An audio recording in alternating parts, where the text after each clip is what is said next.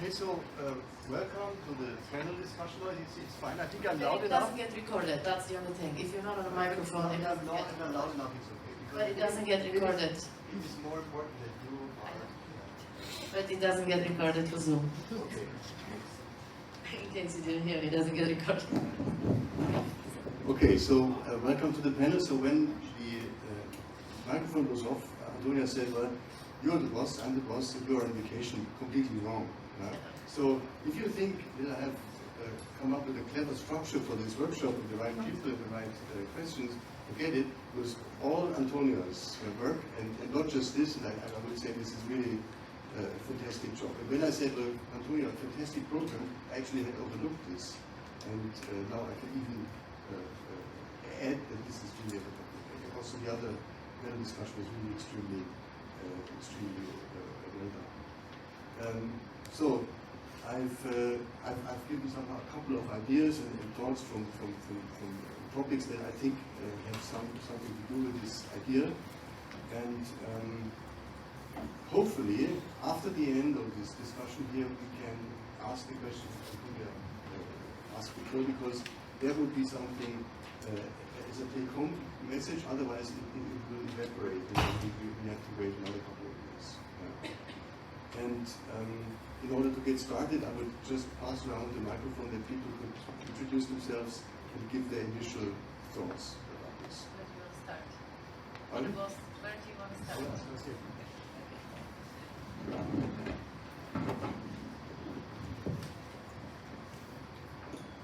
Thank you so much for the introduction and your interesting talk on big data, which if I had a chance to ask a question, it might be of general interest to begin my thoughts. It's the idea that of virtual placebos. I wondered if you, when you have a chance, maybe in private, whatever, to explain that concept more, and how would it relate to the CTG context. As I thought about it, I mean that analogy of when you, in pharmacological studies where you have a fancy model and you see what happens when you have treatment or not treatment. In a sense, when we look at retrospective data, and especially on a big scale, we are looking often at the question of what would an early intervention have done to change outcomes. That's not exactly a placebo effect, but it's an intervention versus non-intervention effect. But then there's also, and this gets into the funding issue and having good databases. A question that often comes up is what was the impact of augmentation during labor and delivery? I would like to know if the mother had none at all, or had some, and even that binary variable is sometimes missing. If you're lucky, you'll know if there was augmentation or not. If you're luckier, you'll know the time of application of that bolus. But then I go further and say, okay, but what was the dose of that bolus? And that's never recorded. So maybe there's other contexts here where people will say, of course we record that, but missing data could be something of all kinds of natures. There's often a question will come up for exploratory studies, even in our own UCSF. Could we have access to this clinical data point? And well, it's spotty. It's not considered so relevant. And of course, in exploratory research, what might not be relevant could be.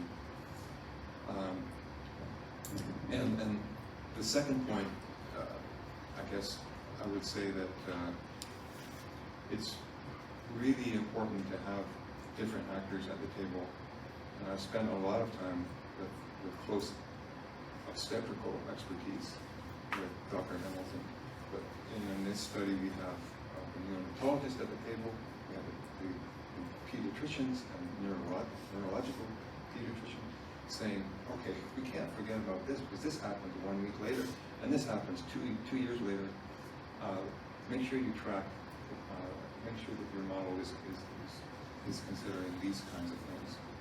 And God forbid that we bring midwives to the table in the North American context. It's just really heartening to see how integrated it is in the UK and Europe. And my wife had a home birth with midwifery and only, and so we have lively debates at home about my very technical focus versus her personal experience. So I better pass it on to Tom. Well, you had, I think, 3 questions that I'm very briefly trying to answer them. So the first one about the virtual placebo group, well, we can go into the details outside. There is a paper, methodological paper, that I can share with anyone how to do this. It's a universal, it's not linked to MS or anything. It was born out of the idea if you have a big database and you want to give a prediction for a patient. Well, then one very simple thing is try to find similar patients in the database. But if you have 5, 6, 7 parameters, then you will typically do not find anyone, or just a handful. And so the question is, how do you find and define similar patients for a given patient to base your prediction? And once you have this, then you can expand this to groups. So if you then have a group of patients, then you can check with a standard mathematical procedure to go through the bigger database to find a matching group that is matching with respect to important parameters. So for MS, for example, if you have people with if you have a person with 2 relapses, well, then you should find in the database people who also had 2 relapses and not 3 and not 1, because you know relapses are predictors. If sex doesn't play a role, well, then you can, if it's a male person, and you know sex doesn't play a role, then you can have a much bigger chunk of data. That's the basic concept. But Mr. Lederer in the background, he is the mastermind behind this, and we've been using this for our own research, but the idea is, of course, to also use it for decision making in a number of disease areas. The other part is to have the right teams, be not too technical and so on and so forth. So the structure of what we've done in this Illinois Center for MS Research, so we had the legal entity, and we had oversight committee and working groups, and descriptions, and also publication committees and so on. It worked after a while really well. I mean, you need some structure, also a validation committee, such that only if findings are produced in the exploratory data set, that a broad group of people thinks, if you could validate this, that would really be interesting. Then you program the code, hand it over to a data trustee, they run the code, and back comes a p-value. And then you have to publish it, no matter what comes out of this.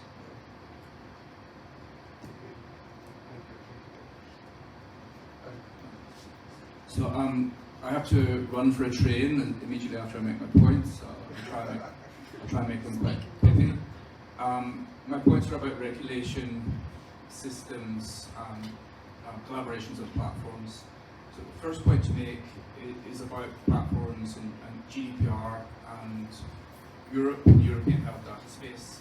So there's a major act going through the European Parliament at the moment on the European Health Data Space, which actually sets out on a systematic community level to put solutions to the very problems that you're asking. That will have quite a quick effect in this area, but not instant. It's not going to solve the problem for you, but the thing that I would appeal to is to work within the frameworks and the collaborations which are coming out from that. There's a very large amount of European funding going in alongside that regulation in terms of collaborative networks, not specifically in the area of obstetrics, but in the general areas. Maybe a little bit of self-promotion, but I got success on a €4 million grant on Tuesday, which is addressing exactly these themes, with a collaboration which is mostly Leipzig and Dresden and a Berlin partnership. But that's a drop in the ocean compared to wider funding as part of the £40 million German programme, and there are other wider European programmes to try and solve some of these issues. My particular research focuses on the question of consent. Those that have followed the discussions in the UK around the sharing of the NHS general practice database, follow the publication of the Goldacre report will know just how a hot topic this is. My research focuses on the importance of actually having consent. Quite a lot of other frameworks focus on the importance of depersonalization and anonymization, then requiring that consent is not required. So you kind of have to decide on which direction you want to go in with this. I think a lot of these things are easier in a US context, and if you're talking about an international context, the US approach in terms of consent and depersonalization and GDPR type protections is rather different. I had an initial point, which is a very regulatory point, but it relates to large data sets. It's maybe slightly off the main focus. There are very large programs about the development of synthetic and curated data sets for the testing of devices. So it's planned under another piece of EU legislation, the AI Act, which is also going through the European Parliament, that regulatory bodies will have to test AI-based solutions themselves based on data. And there are very large programs in developing test sets of data. In other words, ECG signals, radiographs, histology images to test these technologies. It's going to be, unless the law changes in the going through the Parliament, it will be a compulsory requirement, and that would apply to CTG data or fetal ultrasound. And the basis for testing is platforms to have data or to build synthetic data sets. Those are my points. Okay, thank you very much. Before you run away, the question that the others will get at the end, well, would you be willing to serve on a big CTG data set feasibility committee that will check, can we write, put something together to write a graph? Otherwise, this is not flying. In terms of on the regulatory side, from GDPR, European Health Database, EU AI Act and MDR, yes. That would be mostly in terms of the regulatory side. Yeah, I'd be very interested. Yeah. Okay, now you can go.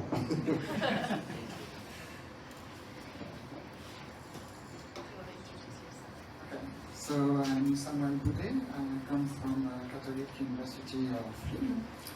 And I'm working on FHR since 2011. And we have made our own solution to collect data by sniffing the package from the monitors to the central, and then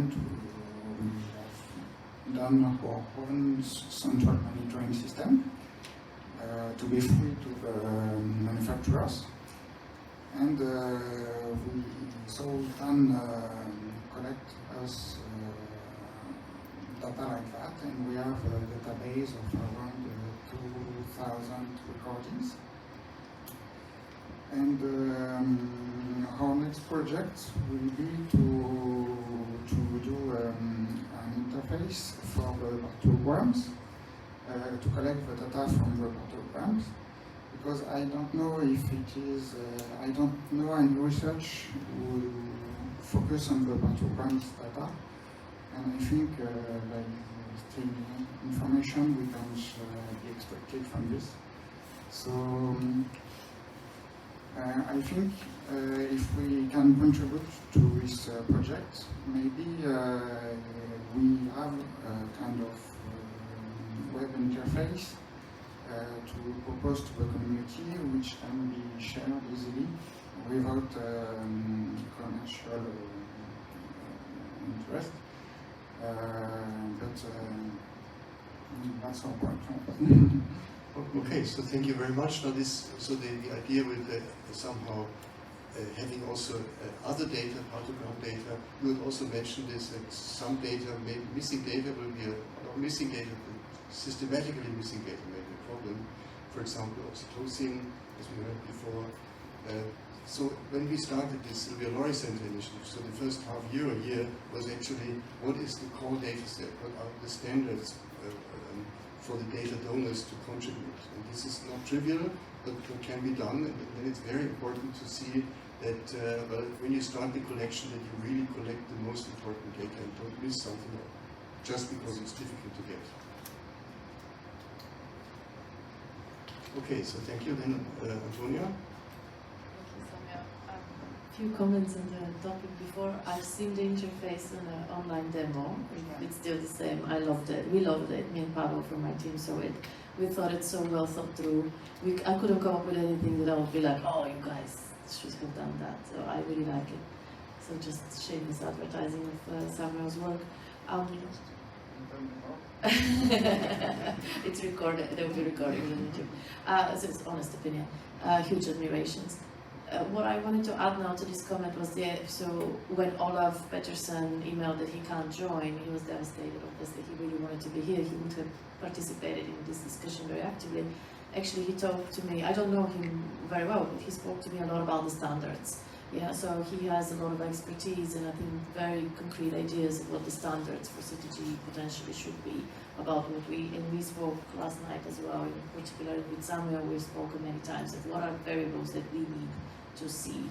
And Giovanni, I think, just have to go keeps on talking about the resolution and what is the sampling rate and what monitor they're coming from and so on. So all of these things, we don't currently have clear guidelines or decision between us of what, and I think on that committee you're thinking of, that's one task that we could do. Other than this, I'm Antonia, I'm leading the Oxford Labour Monitoring Group. I'm happy to contribute as I continue. I don't know what else to say. Thank you. Antonia? Well, what to add in this group, I'm mostly here to learn just before we're going to start with our beautiful and large data set. So I'm just so eager to discuss. We discussed also outcomes and how to sub-analyze. I think a lot about how to treat the cesarean delivered, the instrumental vaginal delivered, and the spontaneous vaginal delivered babies. And also oxytocin, we do have that at least binary. Don't remember now, I have to look into the data. But what I also know is that we've struggled just to collaborate two different departments within the Karolinska Institute. It took over a year to have the agreement set. Yeah. So I'm not ready for it would be a big step in the future to collaborate outside of Karolinska Institute, that is for us. We're just in the beginning of this big data set. So 20 years after many of the research group, we're still enthusiastic. So that's a bad excuse, I think. So at least from a German perspective, we believe we are in a digital stone age as compared to Denmark and Sweden, for example. So the kind of registries you have that are existing in Denmark, so this is a very high level. So you're complaining on a very high level. And I know that there are collaborations between Denmark and Sweden about data sharing, and talked to Olaf about this. I know in the MS field it's the same thing. So we are very impressed about what's happening there in these Nordic countries. It's hopeless in Germany to come up with anything similar quickly. And just, I think, I don't know the Swedish database, but in the Danish database, I think this is an absolutely unique thing, and I would have no problem to see some kind of analysis machinery sitting in Denmark and other people moving the data to Denmark, and this is easier, so I'm completely open. But the kind of quality of data collections in Sweden and Denmark, we should not complain. No, otherwise it's completely hopeless. I'm not complaining. I'm very proud of the quality of data. So maternity care, intrapartum care, and neonatal quality register data. So yeah, it's going to be very, very exciting to understand. I just use the opportunity to highlight again, so adding to the list. Yeah, well, the bureaucratic burden. I mean, it's a killer. It's a killer. If we were to get this off the ground, yeah, that's probably number one who deals with all the agreements, and so you need a big machinery on that. Number one, actually. So anyways, I just highlighted this because before, even with the goodwill, bureaucracy, at least in UK, certainly is trying to kill me personally every single day. I'm not joking. It's a nightmare. I just imagine that. I just imagined it. Oh, let's collect the data. And who is going to do that mind-boggling, head-banging against millions of other people. And so I'm not against it, just that's probably number one we need to address. You need 5 project managers who are experts in that. I don't agree. One. I don't agree. So Okay. number one is you have to put together a group of people with experience and credibility that put together a grant proposal that brings in the millions that are needed to then hire and find these project managers. Yeah? That's the way to go. Otherwise, it's hopeless. Yeah? But I think from what I've seen here, as compared to other fields, this is not far away. And what Stephen said, I mean, there's really a lot of European funding, maybe other funding as well. But a group of people with experience in grant writing and so on should check the feasibility, what is the best target, and maybe there are other initiatives. And then with the grant in hands, then of course one needs to do what you said. There will be a new job description. I call it the data chaser. Okay. I will introduce myself again. I'm Fetal and I come from Stony Brook University. I am in the Department of Electrical and Computer Engineering. And at Stony Brook we are lucky to have a medical school where Jerry and Cassandra work, and we have been working on our field heart rate monitoring project for some years now. And one of the first things that we, of course, noticed at the very beginning was that you cannot make much progress with good data. And for almost all this time we have relied on the check data. And then when we submitted a proposal to NIH, one of the aims was to actually create a public database so that everyone in the world could use it. And we are getting closer and closer to actually release it to the rest of the world. We will be, I think, very happy to actually contribute to this project. And in my opinion, maybe the easiest thing to go to start with is to provide links to various databases, and then at the same time work on making them more uniform and consolidating them. The other thing that I think would be very useful is to have a repository of papers, archive papers, and more importantly, codes. People report all kinds of things with fantastic results. I would like to actually run their codes and make sure that indeed they work the way they are described in the papers. And obviously this could speed up the whole process of what we're doing now. And we have to learn a lot from the computer science community. That's what their model is, and this is why they make so much progress in many areas. Open source, yes. Excellent comments. Fully agree. Good evening, I'm Maria Signolini. I'm working in Polytechnic in Milano Technical University. We don't have a medical school inside the university, so any cooperation is more complex as we don't have this kind of facility inside. I agree with most of the things that you underlined. My first point is collecting data is a cost. It costs a lot, not only in terms of money, but in terms of time, people, months.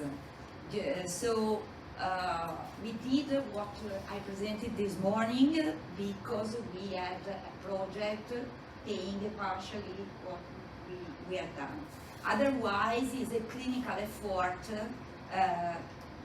which is generated by personal involvement. So people that want to proceed in research. So at least in Italy. So this is a point that takes time. So our condition, and I think the majority of you share this condition, is to go fast with publication, with producing research, with this fast, this necessity to be productive. And so this limit a bit. At the end you have a fantastic product. What the second, it is important if we can share in some way this result.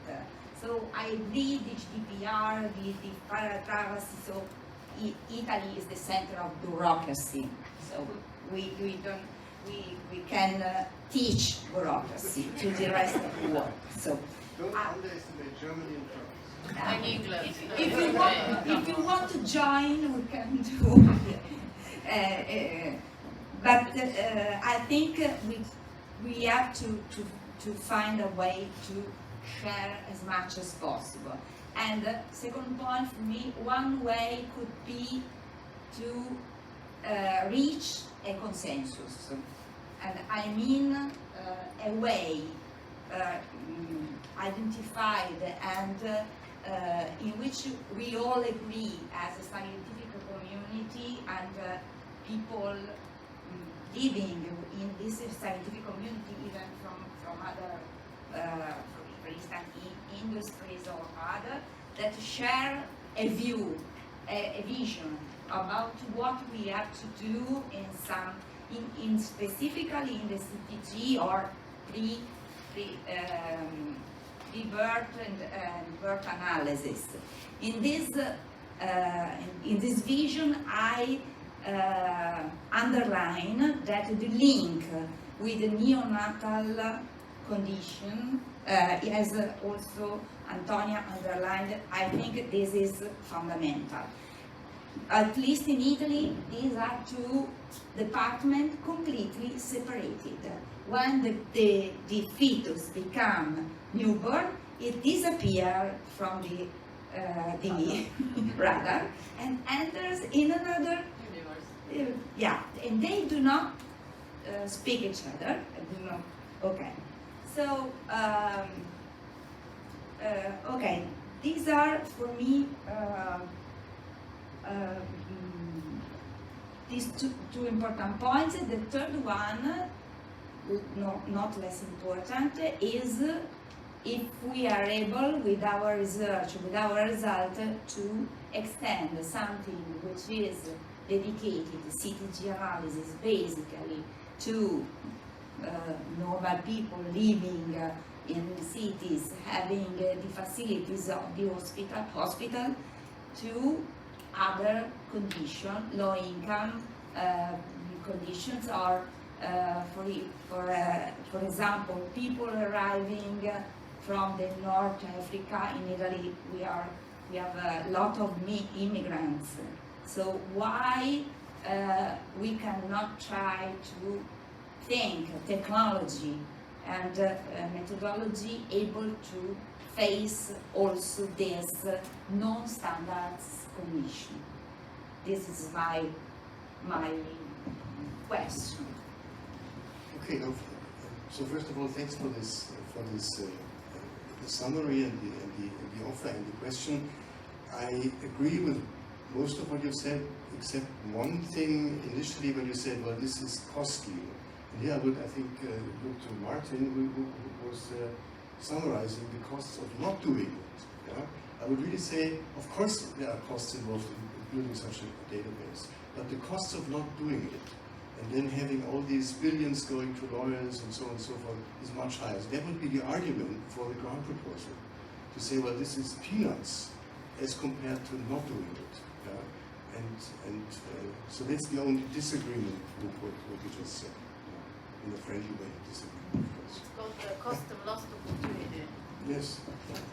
Yeah. And the other part, when you mentioned the need for also sharing code, when I met Stephen at this conference in London about digital biomarkers, well, there were some statements saying, well, a digital biomarker is a piece of code, because they've all understood a tiny little change in something that is supposed to be a biomarker. If you change the code, something completely different comes out. And so that needs to be taken very seriously. How is the code developed and how is it changed and what are the differences and so on. So fully agree, data alone is not enough. I mean, there is, at some point, it's also clear when I was talking initially about this topic of bias and conflicts of interest, there is certainly a certain threshold where people say, oh, I will not give away these precious data because I'm currently publishing about this or using it for my product. We've seen this in many cases in in this data collection effort in the MS field, and that's okay. So one still is able to have something like a reasonably large core data set where people still have somehow their own babies to continue to be somehow ahead of the field a little bit. So that was what we found. Just here one more comment. One other area where contributions can be made. There were talks this morning about augmentation. So there could be very good contributions of people who know how to do it well. So that because of these deep learning methods, they need lots of data, many of them, and then to have such codes would certainly help everyone. Fully agree. Yeah. Continuing on the question of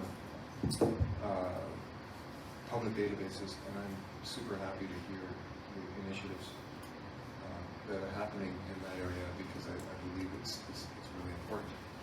And at the same time, I must acknowledge that we are working inside a firewall of the hospital who says, you are not letting a single byte out of our system ever. And of course, why? Even we only work with de-identified data ourselves, and that's not the reason. It's because in the litigation context, this hospital system does not want a single bad outcome or catastrophic outcome, to be more specific, to be out there. Associated with them. And I would love to hear what progress very sensitive you topics, face. so it's not just sharing data. If we're really talking about big data, of course we can focus on the normal cases and harvest a great deal. But what about these cases? Yeah, so excellent comment. So here in Germany, well, hospitals are obliged to send out their entire data sets to an independent state-controlled part. So it leaves the hospital. I mean, there was a big fight. Right? The short story is, as some of you may know or remember, Germany was divided a couple of decades in East and West Germany, and the West Germans considered themselves to be very rich, very powerful, very clever, and the East Germans to be very poor and not so clever and bad technology. And at some point, I think in the 50s or early 60s, they compared the overwhelming superiority of the West German system as compared to the East German system with respect to obstetrics care. They looked at mortality rates. And they checked it, and the outcome was very disturbing because it was like 3 times higher here in Western Germany. And that was the starting point for what has become a quality management program, because they were so ashamed and so embarrassed that they started now to collect data and then really first on a voluntary basis and then on a mandatory basis force all the clinics to send their data in a standardized way to a central data pool. And in my view, from the other fields of medicine I'm knowing, I think this is a huge advantage in obstetrics, that the quality and standardization of data is already remarkably high. So in MS or some other neurological fields, it's compared to the MS field, to the obstetrics field, MS. So, are you saying that the hospital is not obliged to send data to a central institution or anything? I'm not saying that. Okay. I'm not talking about the way. I hope that is the case. But in terms of if the data is out there in the public domain not for regulatory or professional governing bodies, then that data gets associated with that hospital or that hospital system, and that's a sensitive. Can I make 2 points? So I completely understand that issue, and we're talking about data for research or data for audit. In UK it would be the same. It is pulled centrally. They are well-designated bodies. They are counting dead mothers, dead babies, and issuing that publicly to everyone. But you don't know what hospital, what is coming from, and it's all centralized. Still doesn't look good. Still we fight a lot about that when you see it. It's still, you can see it by region, who's doing more that or that. But that's the push for improving the countrywide. But when it's centralized, so I think there is this research versus audit. Yes, just because they do it centrally for governing purposes doesn't mean that the moment you say research, everyone jumps. I think one way around it may be pushing that consortium view that you have, that vision, because it all gets pulled together, so you don't know whether it's coming from IKEA, you don't know whether it's coming from Canada or from London. So that can be, because if it's larger and it's multi, then whatever it is, it's all in the same pool. So that would be a way to maybe push.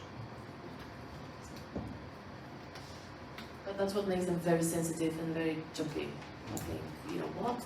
The ones that we would be sued for, the strategies, and what about the parents who know they delivered in that hospital? Then, anyways, it's something we talk about. I think the audience would want to get involved.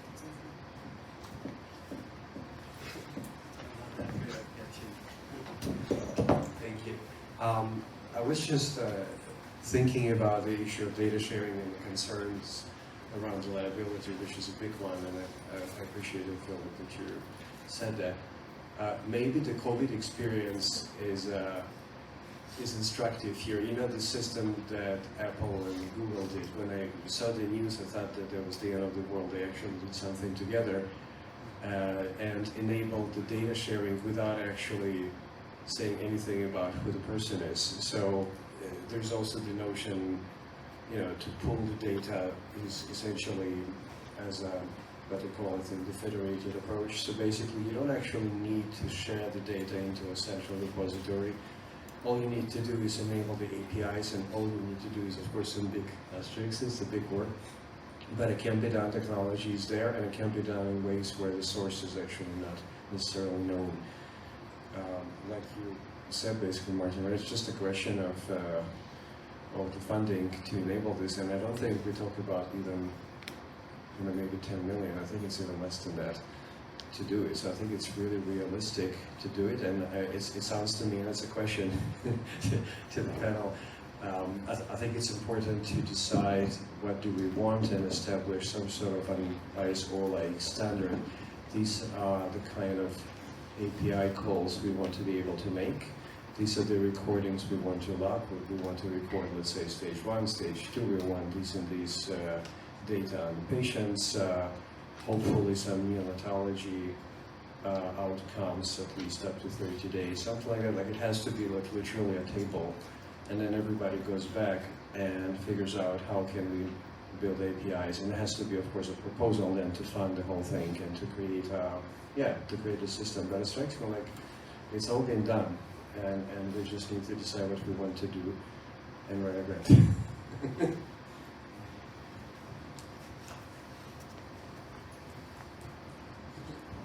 Thank you for the comment. The question that I've asked to Stephen. So would you also be interested to join this feasibility team? I mean, I take it really seriously that it would be a feasibility. Is it possible to write a successful ground proposal for this effort? It may be part of the ground to say, well, can we really go for an individualized patient data pool, or do we have to give up on this and start with actually a federated approach? I think the appeal of the federated approach is also that we wouldn't have to wait for the completion of the data sets, as they're all obviously, they will basically never be done. And we actually, I think we don't want them to be done, we want them to grow. So we want to enable a system where whatever we have, 2,000 here, 5,000 there, whatever, it adds up.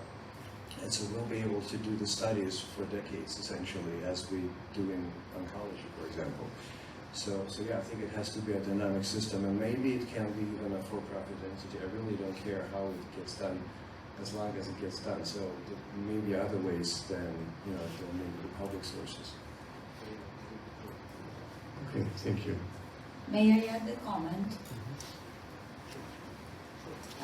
Thank you, Martin.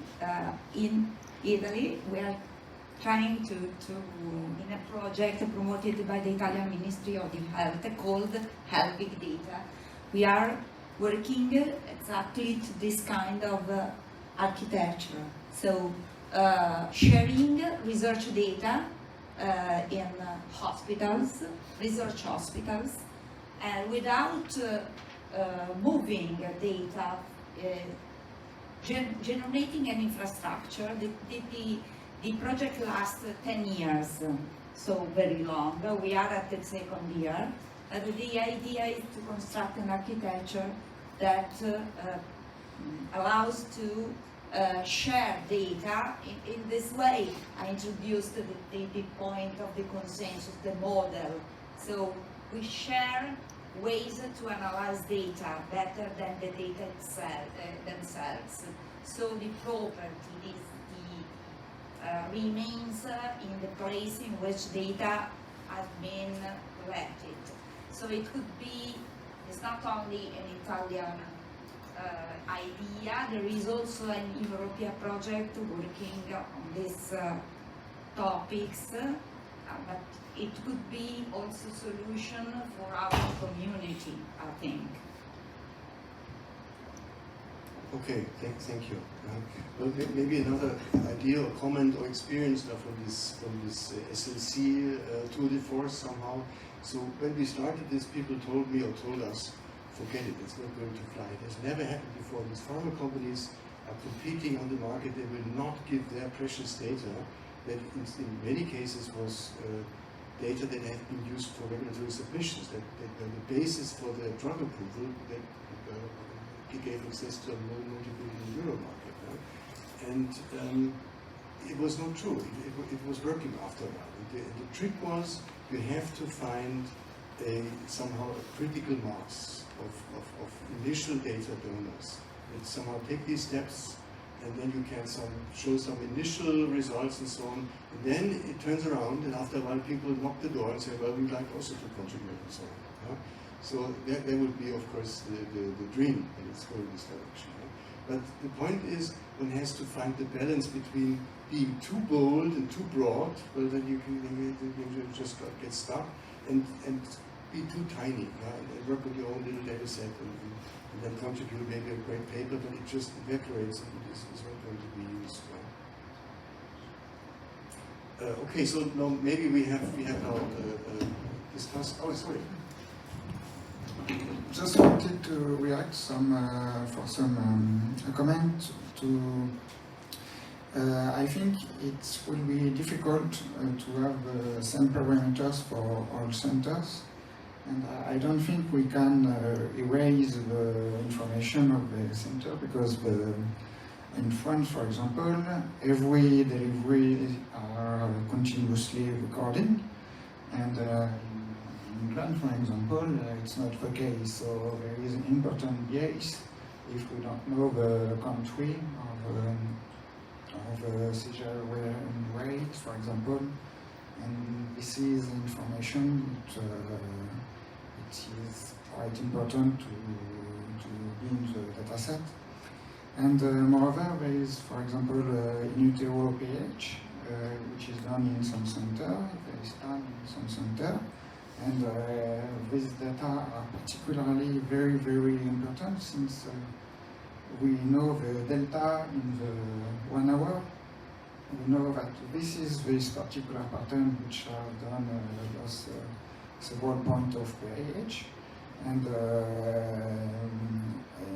if these data are not available in all centers, we have to collect them as many centers as possible. So it may be difficult to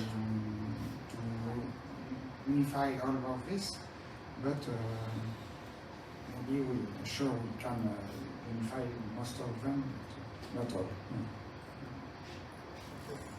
I think it's a very good point. Also here, a brief comment. Well, I'm not saying that we've done everything right, but these kind of concerns were obviously also there, because people who had a big research center or from a company, they said, well, we do not want to have you publishing comparison between our placebo group and the one from a competitor, because that may lead to the authorities saying, oh my goodness, this was an extremely unusually bad placebo group, we should withdraw the approval.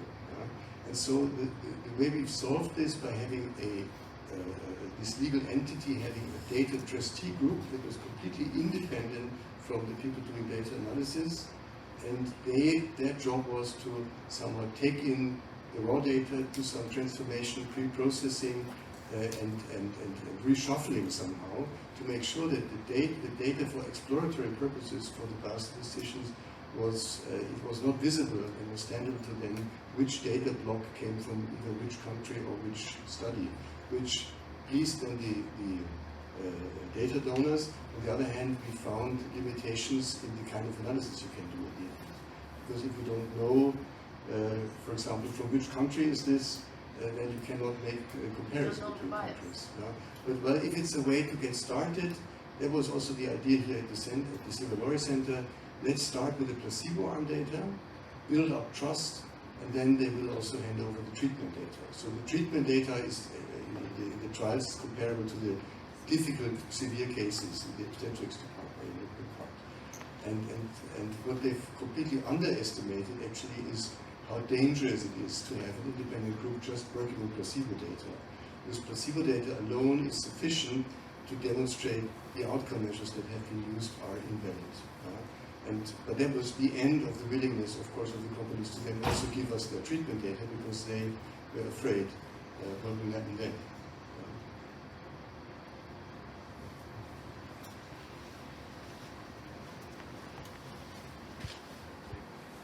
Just one more thought on the big data. You know, the VVV of the big data, the velocity, the volume, and whatever the third V is, has escaped me. So what I wanted to share is the notion of the component of time. So we talk CTG. Always when you say you want to build the big data set for the AI applications, the notion usually is applied to things like images, where the assumption is you need the N over P to build the models in a scalable way. Here we have opportunity to work even with the smaller data sets, I think, effectively because we have the time on our side, in a manner of speaking. So I think it's unclear and not intuitive or obvious at all for different outcomes within the span as it is how much we actually need. So, for HAE, for antepartum depression, for MS and pregnancy, I'm just making up a wild connection. And depending on what outcomes we want, we may actually find ourselves being almost there with what we have right here, right now, to build the models that actually work. So I think that it's a question for the community to embark on some sort of a sample size estimation, if that's even achievable, but maybe it's a question to those who may answer this now, that if we start accounting for anomaly detection within the subject, and I'm going to talk a bit about it with the talk actually tomorrow, just as an example, and that we may be able to do it with what we almost already have. And I want to stress that it's not intuitive at all. In deep learning, most applications are not on the time series data, so it's actually a general issue, just to, I think, to keep in mind.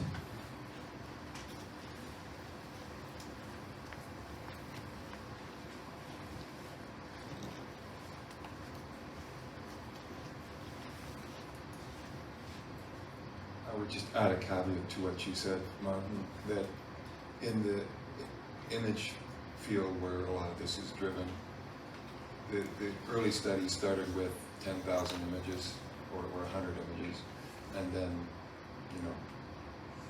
an order of magnitude every couple of years. And when we're talking about millions and tens of millions and hundreds of millions of images now coming out in the papers, they're still bumping up the performances. So I don't think that all of our problems need an infinity of data.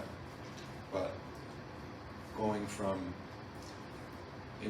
10 years ago in my PhD research, I had a couple hundred cases, and now several hundred, tens of thousands at least of good data, and more that I could draw from.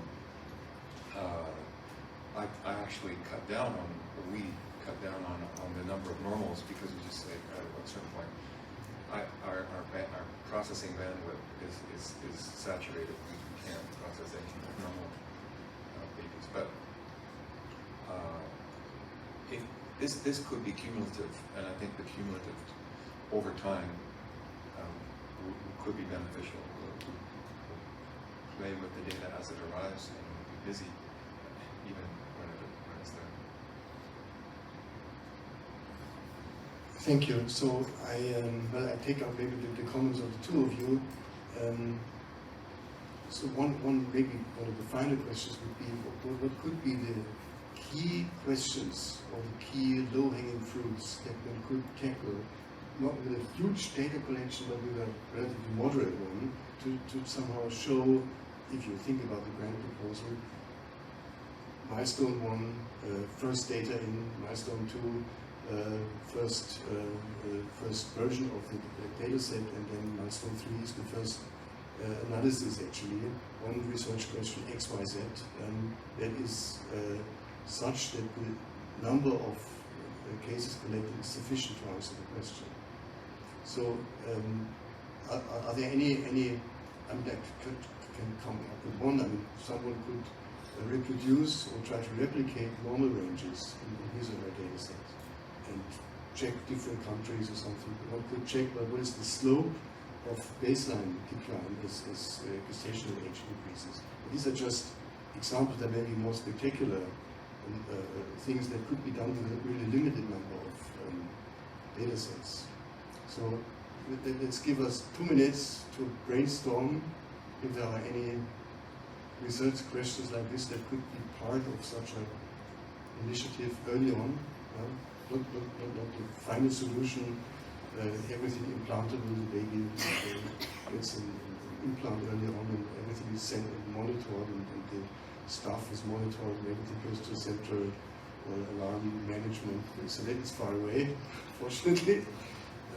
Okay. I wonder if we can harmonize our antenatal data collection with the inter-department as well, so that we have longitudinal studies that are part of this Okay. effort. Okay. Mm-hmm. I think that's a great idea, by the way. The antepartum and the intrapartum, because I think a lot of times we talk about delta change, we don't actually see what that baby looked like before labor started. That's my point. Yeah. Exactly. Precise. Okay, very good. Anything else?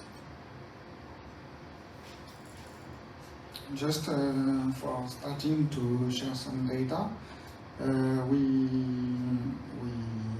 have tried to start to just share data for particular problems, and we took 2 data sets online, one for baseline recognition and one for which was online since yesterday, for the false signals detection that I will present in half an hour.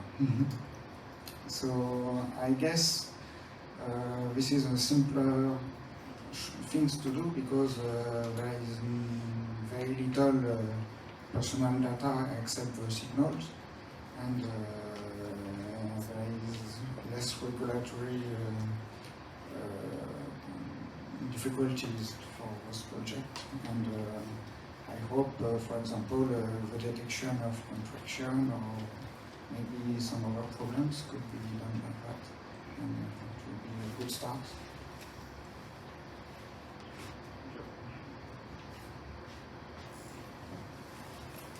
So, okay, you can. Yes, okay.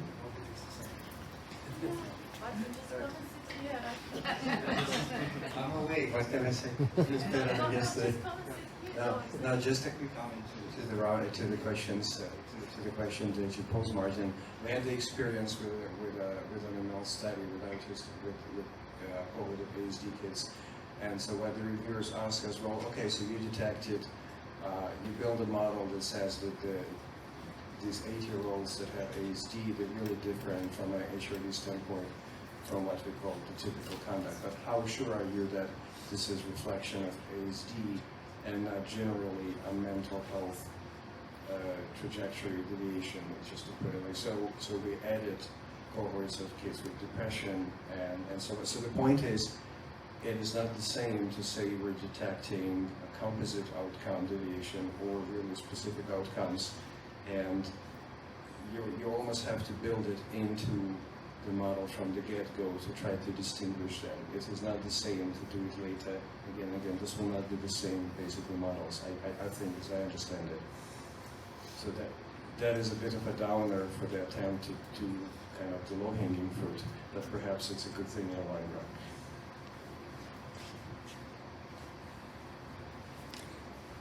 Okay, so we are 2 minutes over time. So maybe I start with my closing comments. And first of all, I think this was an extremely valuable discussion. It's the degree of hopelessness has decreased, I think, considerably. And well, I would offer the following, if this is okay. So whoever has an interest to either contribute data or be part of the grant writing feasibility committee that tries to sit down and check opportunities to then actually put up a grant that should cover what we've just been discussing, should send me an email.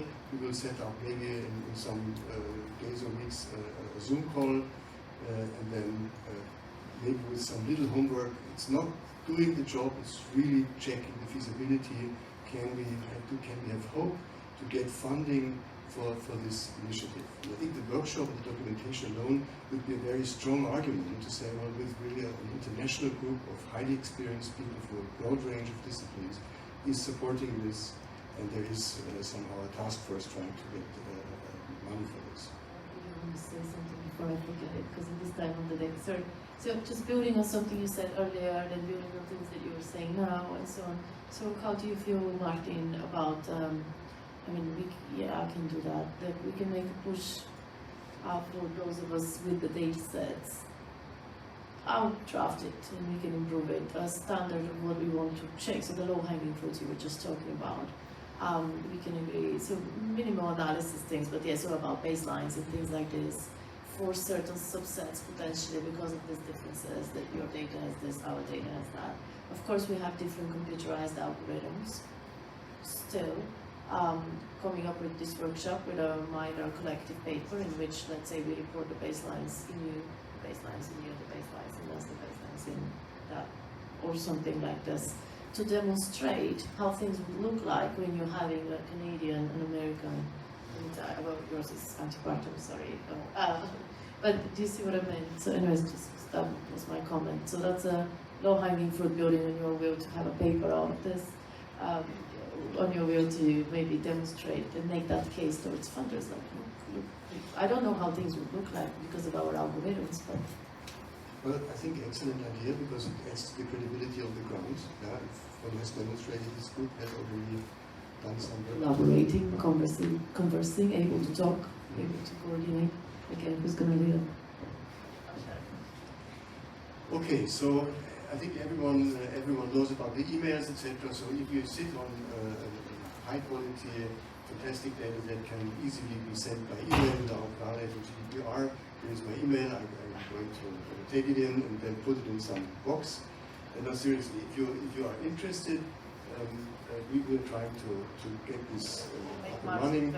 And it's not completely hopeless, let's put it this way. And thanks to the discussion of the panel, and then I would end this panel discussion. Okay. Burning up here, and then burning. Because too many burning. Okay. No burning things? Okay. All right. So then, thanks.